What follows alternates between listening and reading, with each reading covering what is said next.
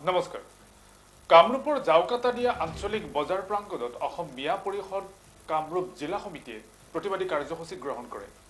জেছমিনা আখতাৰা ধৰ্ষণকাৰীক ফাঁচীৰ দাবীত এই প্ৰতিবাদ সাব্যস্ত কৰে অসম মিয়া পৰিষদে। উল্লেখযোগ্য যে কিছুদিন পূৰ্বে বৰপেটা হাউলিৰ জেছমিনা আখতাৰাক ধৰ্ষণ কৰি হত্যা কৰিছিল পাখণ্ডই।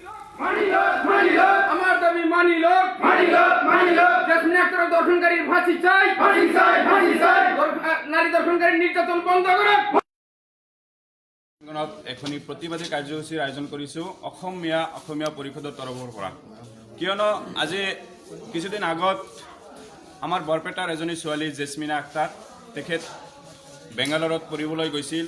তাত গৈ বিভিন্ন অত্যাচাৰ ধৰ্ষণ তাৰপিছত হত্যাৰ বলি হৈছে।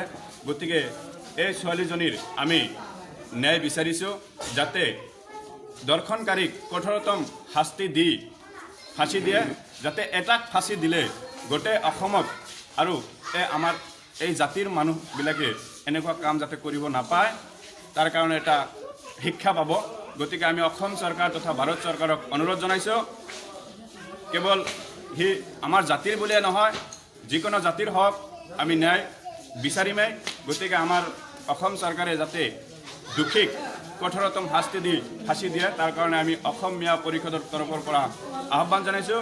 লগতে আমাৰ বাজাৰ ক্লাবৰ এজন ছেক্ৰেটাৰী হিচাপেও মই এইটো ন্যায় বিচাৰিছোঁ, যাতে দোষীক উচিত শাস্তি দিয়ে আৰু জঘন্য কামৰ পৰা যাতে আমাৰ মানুহবিলাক বিৰত থাকে, তাৰ কাৰণে চৰকাৰক আহ্বান জনাইছোঁ।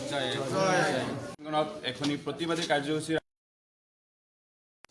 অসমীয়া পৰিষদ কামৰূপ জিলা সমিতিৰ পৰা যি প্ৰতিবাদী কাৰ্যসূচী হাতত লোৱা হৈছে, ইয়াতেই নহয় গোটেই অসমত আজি এই প্ৰতিবাদত অসম যেন জ্বলি গৈছে যেন পাইছোঁ।